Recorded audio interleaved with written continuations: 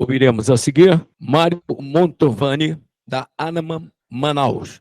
É uma missão grande a gente vir fazer uma apresentação como essa aqui, num tema tão importante, e mais importante ainda para o nosso estado, pela Amazônia, vamos dizer assim, do que a gente vem vendo dos desafios, e mais do que isso, como o Zequinha mostrou no final da conversa dele, as oportunidades que surgem depois de uma terra arrasada.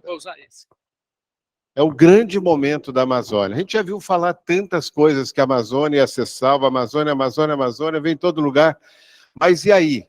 Quando é que isso chega naquele que está lá hoje, morando dentro de um córrego como esse, que a gente vê aqui, depois de um Prosamin, que foi um desses grandes desastres no Brasil, né, como outros tantos, da Guanabara, no Rio de Janeiro, esse programa de saneamento, que todo mundo fala que vai resolver, e no final a gente sabe que foi drenado esses recursos. Como é que a gente faz num momento como esse? Eu fico pensando, quando a gente fala de carbono, fica parecendo que é aquela grande solução, o mundo está salvo, agora tem dinheiro sobrando, vai todo mundo se dar bem. Nós começamos muito mal essa história nesses últimos 4 anos. E, gente, qual é o grande lastro do carbono? O que é que garante esse carbono que a gente fala hoje? O que garante esse carbono é a natureza, é o arranjo institucional. Não adianta nada a gente ter um prêmio super legal, uma neutralização de carbono, experiências como essas, se a gente não tiver o institucional. Isso que falou o Nataline, que falou aqui agora a experiência de Niterói, é porque tem um lastro, tem uma política pública que vai garantir que esse processo de carbono seja reconhecido, que ele tenha ali uma garantia de que aquilo que está sendo feito vai dar continuidade. Eu estou falando de uma organização que eu coordenei por 35 anos, que começou a fazer muitos projetos também nessa linha de voluntário. Criou Clique Árvore, criou várias iniciativas para que a gente pudesse dizer, olha, aquela árvore que você neutralizou o seu carbono, ela está na propriedade do cara tal, plantada, está cuidada por 8 anos, ela tem auditoria de uma empresa que vai garantir que essa árvore está ali e que o seu dinheiro foi bem colocado. Tanto faz se era daquele projeto que a gente tinha do Pé Quente do Bradesco, como daquele que quis neutralizar qualquer evento que fizesse com a gente. É essa garantia que as pessoas buscam. E aí, lembrando a conversa do Zequinha Sarney aqui, eu queria chamar a atenção para uma coisa. Eu estou até com o jornal aqui que eu estava mostrando agora. Eu estou fazendo 50 anos trabalhando com o meio ambiente em organizações não governamentais. Vou ser o primeiro olgueiro aposentado do Brasil, quem sabe eu devo receber esse título, já que tem um monte de primeira história. E, gente, o que é que faz a gente ter uma determinação de 50 anos, viver dentro de organizações não governamentais, tentando entender, já que falam, até um deputado aqui da região, um senador, aliás, querendo fazer mais uma CPI de ONG, quando a gente sabe que a trambicagem toda não está com o ONG. E o universo de ONGs é muito grande quando a gente fala disso. O que eu queria chamar a atenção de vocês, o meu primeiro trabalho profissional com o meio ambiente foi em 73, para falar de uma conferência que dizia, de Estocolmo, 1973, que o tema era pensar global e agir local. Olha a experiência do Luciano aqui. Olha o que falou o Nataline. Se nós não tivermos o local, não adianta querer salvar o planeta. O planeta não vai ser salvo por nós. Nós vamos prolongar a nossa vida aqui na Terra trabalhando com isso. O planeta já passou por tudo, 3 bilhões, 5 bilhões de anos que está aí e vai continuar, com a gente ou sem a gente. E qual é o desafio que, quando falou em 73, pensar global e agir local? Era para que a gente entendesse que aquilo que a gente está fazendo, em qualquer lugar do planeta, tem consequências. E é o que a gente está vendo hoje. E aí, gente, o Brasil vai para essa conferência de 73, eu já estava querendo vir aqui para a Amazônia naquela época, já brigando com o Tucuruí, contra a Transamazônicas, várias dessas coisas. Aí o Brasil vai nessa conferência e fala, nós, olha só a conversa do Brasil, nós preferimos a poluição à pobreza. O Brasil era a 10ª economia do planeta e tinha os habitantes vivendo em 74ª classe de habitantes desse planeta. Passados esses 50 anos, nós continuamos entre as maiores economias do planeta e a gente continua 73ª, a gente passou Uganda, passou Bolívia, passou 4, 5 países. Esse é o grande drama que a gente está vendo, porque meio ambiente, quando a gente fala no coletivo. E quando a gente fala na riqueza, que se fala que é importante, melhor desenvolver do que ficar cuidando de meio ambiente, essa é a decisão mais excludente que a gente pode ver com relação ao meio ambiente.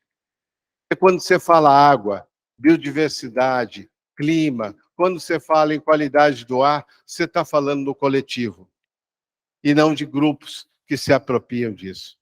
Ora, gente, eu marquei algumas coisas aqui só para lembrar qual é o lastro que a gente precisa ter institucional antes de chegar nesse tema que a gente está trabalhando hoje.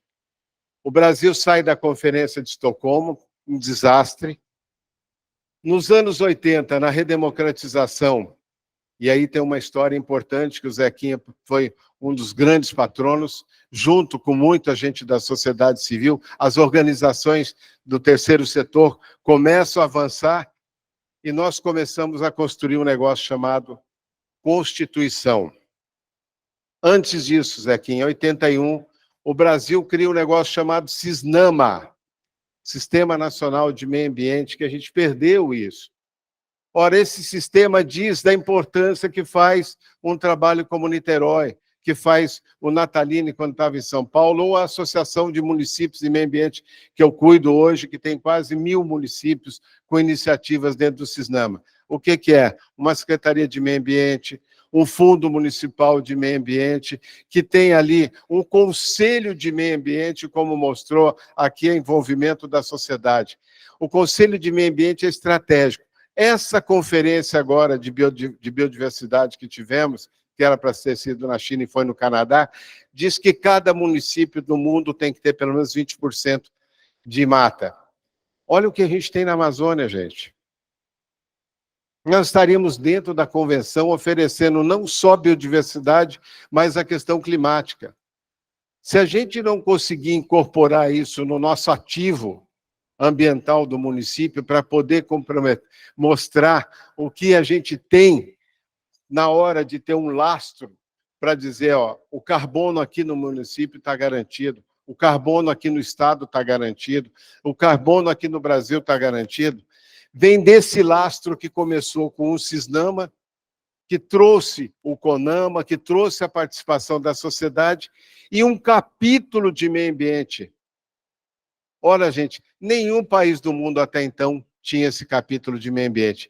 Esse foi o credencial do Brasil para poder fazer a Eco 92. Mas por que você está trazendo essa conversa nesse assunto, Mário? Porque se a gente não entender que teve uma longa história, teve uma jornada, uma trajetória, fica parecendo que é mágica. Carbono não é mágica. Carbono é ciência. Carbono é a estrutura que compõe tudo, mas é uma estrutura que também precisa dessa institucionalização. Senão nós vamos estar falando de coisas ao vento. E o que a gente está vendo hoje é a banalização já da questão do termo carbono.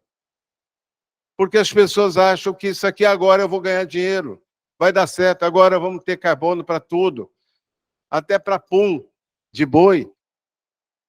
Mas a gente tem que ver que essa história foi construída com base nisso, que começa lá nos anos 70, passa por uma legislação forte no Brasil, ganha corpo com uma Constituição, tem um capítulo da nossa Constituição, Amazônia, Mata Atlântica, né, Pantanal, são patrimônios nacionais. Deixamos de fora, naquela época, Zequinha, Cerrado.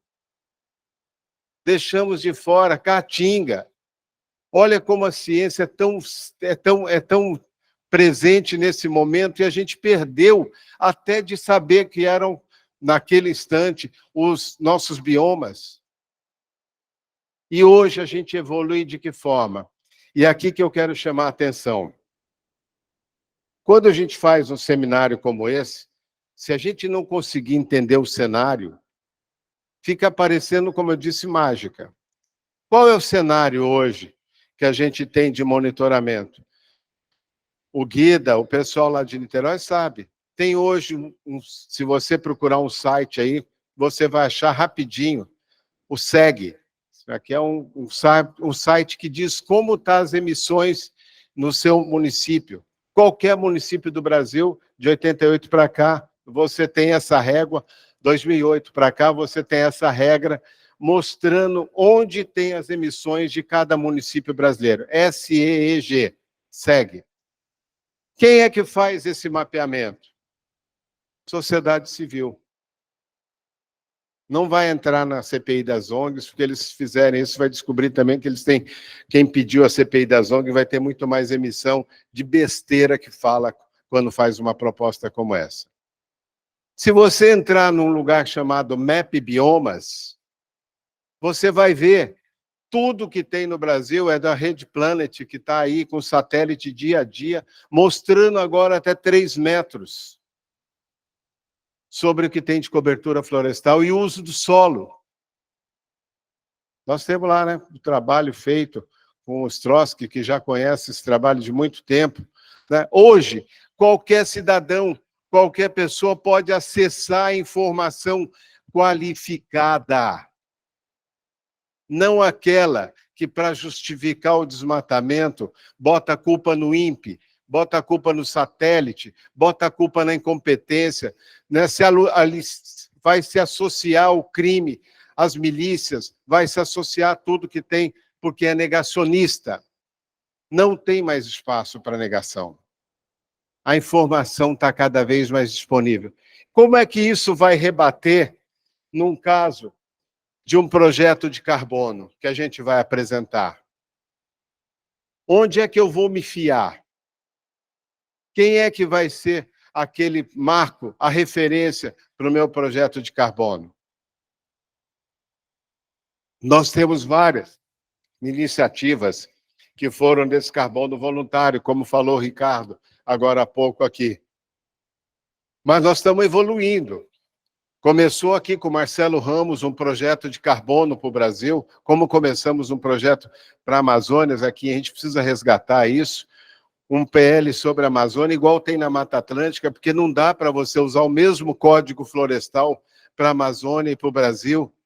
Uma enchente aqui, uma cheia aqui, põe o rio 10, 15, 20 quilômetros para frente do que seria uma APP lá de 30 metros.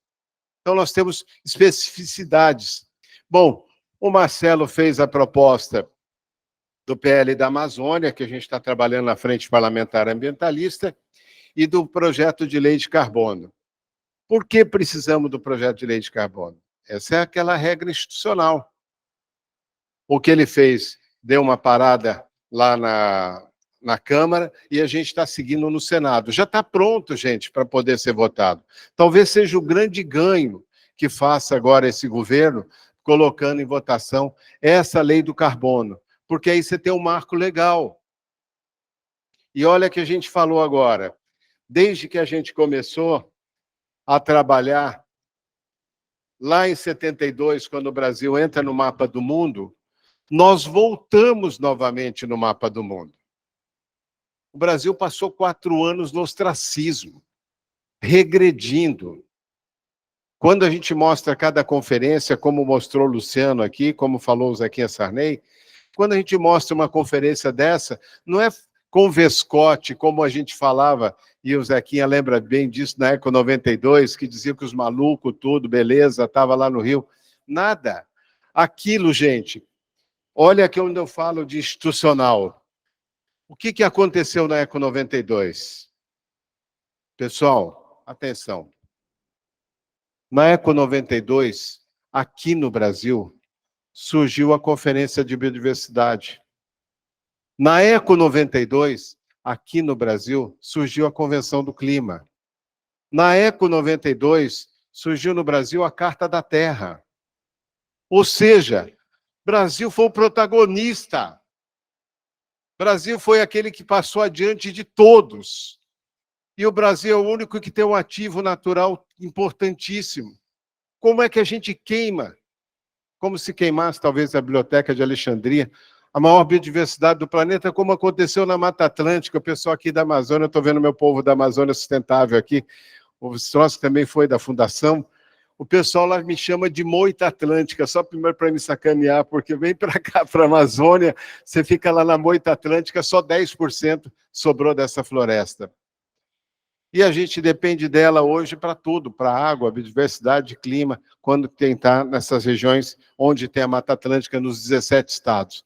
Gente, a minha conversa, acho que já está passando o meu tempo, eu queria trazer para vocês isso hoje.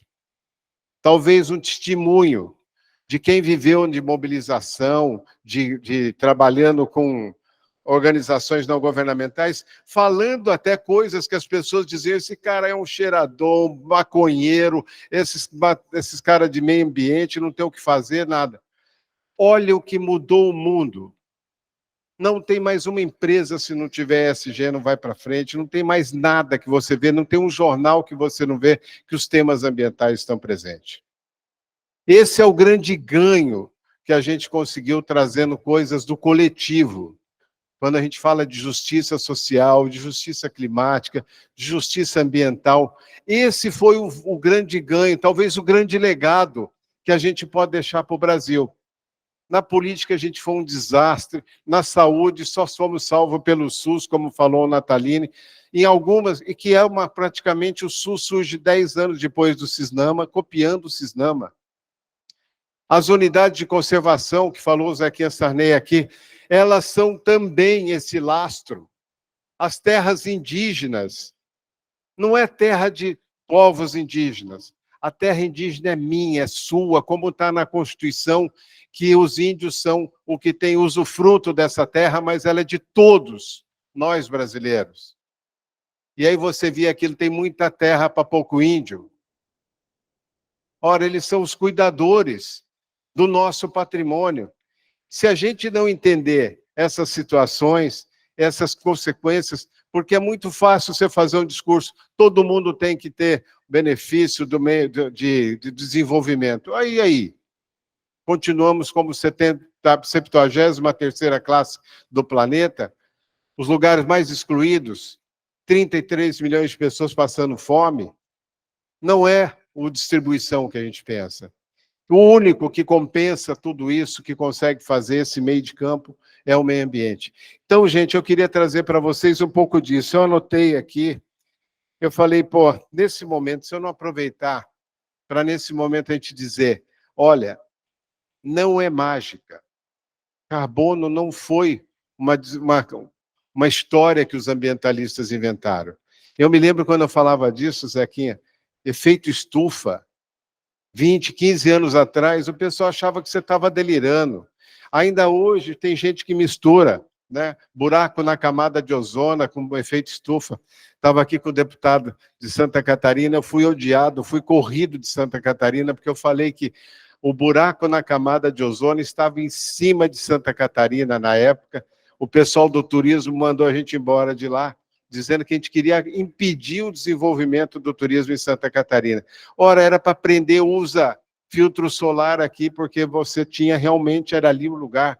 E se não tivesse aquela política de mudança, aliás, eu fiquei sem entrar no Santa Catarina, eu fui odiado, eu fui excluído de lá. Se não tivesse feito esse alerta, nós não teríamos mudado aerosóis, não teríamos mudado tantas outras composições químicas que diminuiriam essa questão.